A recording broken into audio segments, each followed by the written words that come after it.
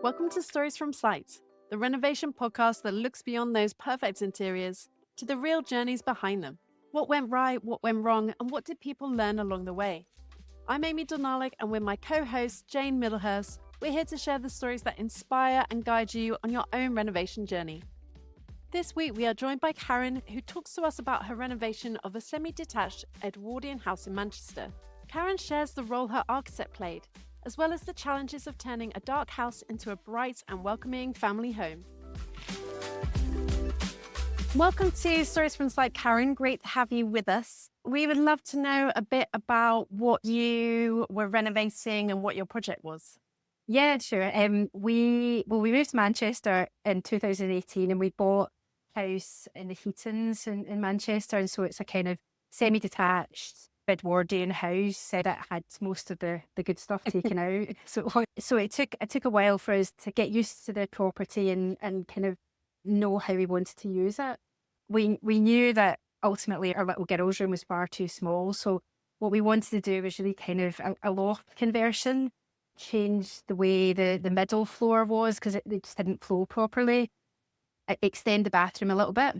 And then on the ground floor, it was very dark. And so what we wanted to do is take some walls down that allowed the light to flow in from the front and the back of the house, because the back of the house is east facing. So the morning light kind of comes through there, and then in the evening, then we get the benefit of the light from the front of the house. So that was really what we were looking for, to try and make the house a lot more kind of family orientated and a lot more light. But how did you go about making that happen?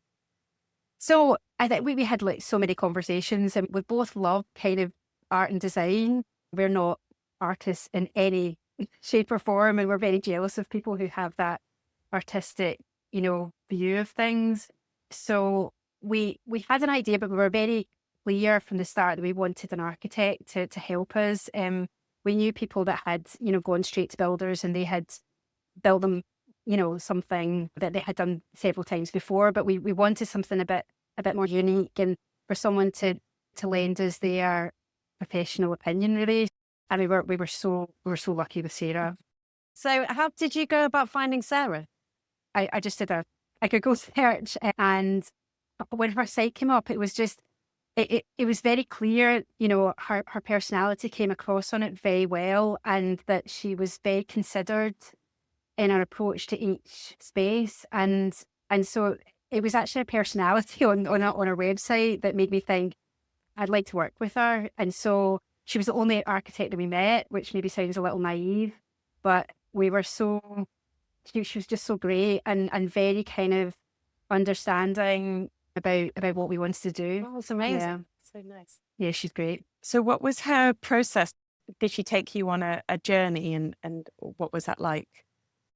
So she came over to the house to begin with, and she just, she kind of went through what we were using the house for at the moment, and where do we see it, and how long we're going to be in the house. And there was quite a few visits. She came maybe 3 or 4 times, and then there was drawings and so on. But we gave her what we'd like, and she was really good, because I think some of them were probably a bit lofty, to say the least.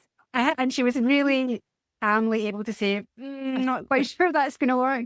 And actually the money, the budget that you have is probably not going to cover that. So she was realistic, but she still was able to offer that kind of design look to it. I mean, we were so happy with the whole thing, but actually little bits that she took real thought over, maybe at the time we thought, oh, maybe this isn't that important, actually have turned out to be the real kind of star, I suppose, of the transformation of the building.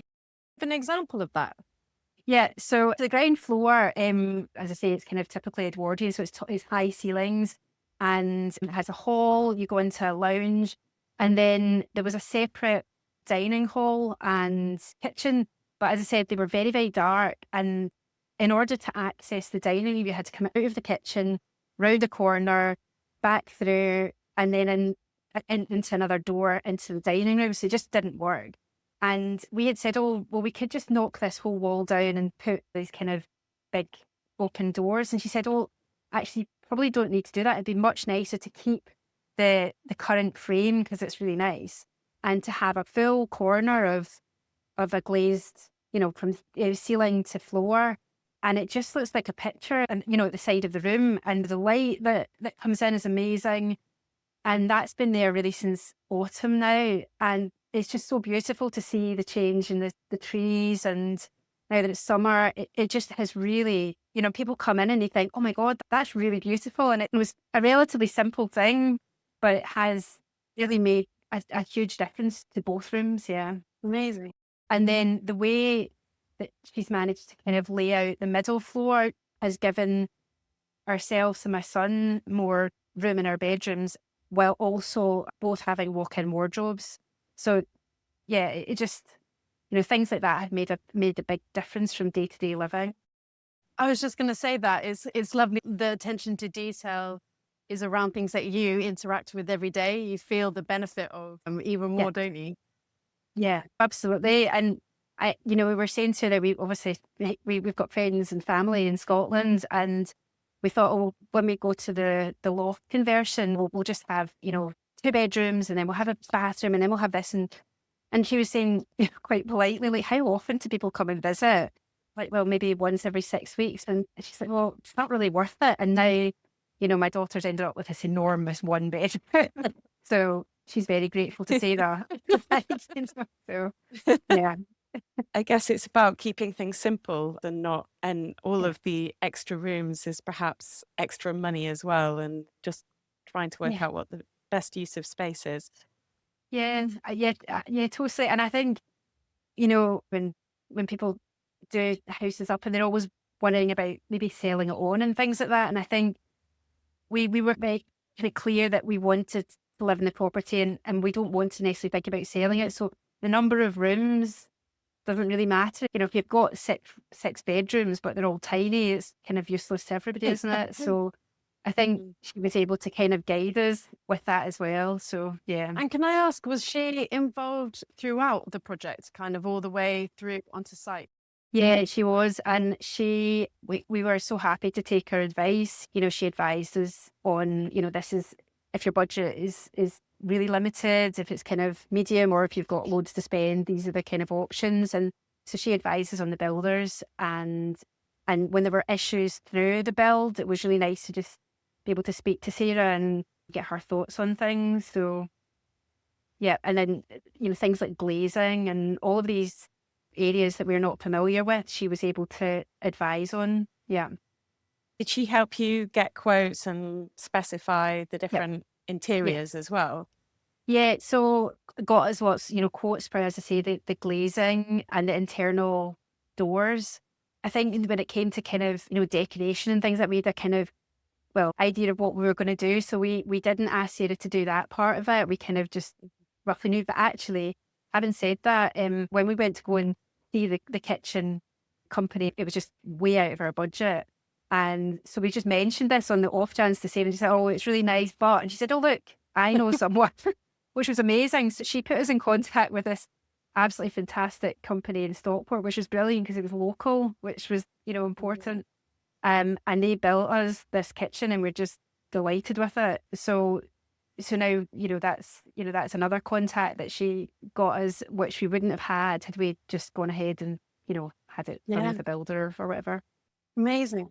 It's a bit like getting the little black book, isn't it? Yeah, Of all the connections and contacts. That sounds brilliant. I like the sound of was it a bespoke made kitchen then? Well, he's just brilliant. Yeah, he trained as an engineer and then didn't really like that bit of it. So he brought that kind of skill to making kitchens, but he's exactly the kind of person you want to make a kitchen, very pedantic and, like cares about millimeters, that I wouldn't see. But we're really, really pleased with it. And that, again, was, like you say, the kind of black book. So it sounds like it all went very smoothly. Were there any kind of hiccups, or maybe you could talk a bit about any kind of stressful moments, or were there any? So I'd say Sarah put us in contact with the builders. The builders were really great. And I think because we didn't really know anyone that had done anything with our house, they, obviously kitchens and so on, but we weren't really sure how it was going to work. So initially everything seemed like going at pace, and kind of frame and everything for the dormer was put up really quickly. What we didn't fully appreciate, although we thought, gosh, we're going to go with a builder and they're going to have like painters, decorators, all these people, we obviously very quickly realised that they're all contracted.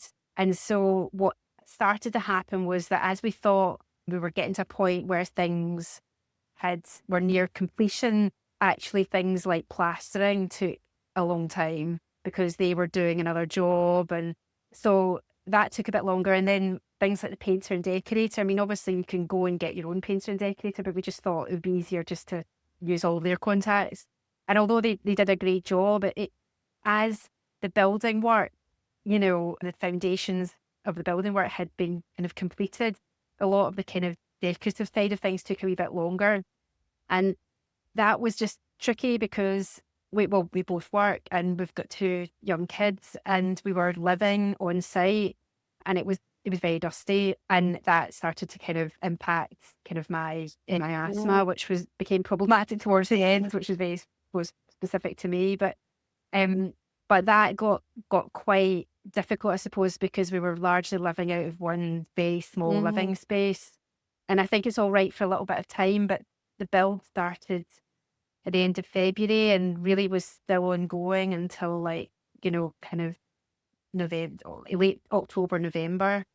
So yeah, and I think sometimes you can cope with difficult things when you feel like there's progress and the finish line is getting closer. Yeah. But it is harder, isn't it, when Yeah. you don't feel like there's that momentum? Yeah, exactly. I mean, there was things like that. And I think because you're so excited about starting this new project, at the very start, you're like, yeah, this is great. And I think naturally towards the end, like everyone's getting a bit fed up with each other, and you just kind of maybe want your home back. But yeah, I think that. And then there were maybe silly little things that, shouldn't really get involved with. But as I say, as it gets towards the end of the build, there was little things like some contractors weren't happy with others and they would then come to you and moan about each other. I mean, I kind of gave that short shrift really, but you can see that if you were there all day and not working, if you were actually on site all the time trying to manage it yourself, that would get really frustrating. Yeah. So when there were delays, is the contractor saying to you, oh, it's going to happen, and it just didn't? Or did they say these guys are booked up till X date and then it's going to happen? Yeah, so it was, yeah, a little bit. There was other things like so the plumber, for example, he broke his leg and then they couldn't get anyone else to replace him. The plasterers, I'm not quite sure exactly how it worked, but I got the impression that they had a bigger business and then this was a kind of, domestic side of it, and potentially the other side of the business was prioritised. So there was things like that. Certainly the painter and decorator, that he fitted that mould. He was actually working for another company and on his days off and things like that, he'd be doing domestic jobs. So, and that wasn't totally made clear at the start. But I mean, I think it's difficult, isn't it? Because in retrospect, it's all like, oh, it's okay, fine. But in the middle of it, you're about to, explode. But I think when we look back, actually the job that all of the contractors did were really good, So I think they were obviously chosen because of maybe not because they were going to be on site exactly when they said, but the quality of work that they provided was such of a high standard that some people, I think, were prepared to wait on it. You know what I mean? Yeah. It's tempting to kind of think, oh, would you just say, well, look at this, I'll get my own plasterer and decorator, I wonder if that crossed your mind and whether you were tempted to jump ship at that point, or I think we kind of felt that. I mean, we're both doctors, and we kind of just felt that we would never ever be able to manage.